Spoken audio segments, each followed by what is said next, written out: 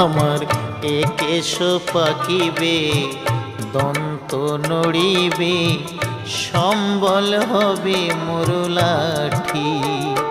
তখন পুত্র পরিজন সকলে বলিবে, পুত্র পরিজন সকলে বলিবে, এ জঞ্জাল মরিলে বাঁচি মুনামার মানুষ হইয়া জন্ম লোভিয়া মানুষের করিলাম কি।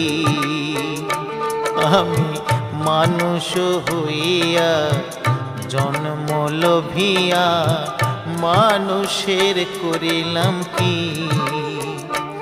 আমি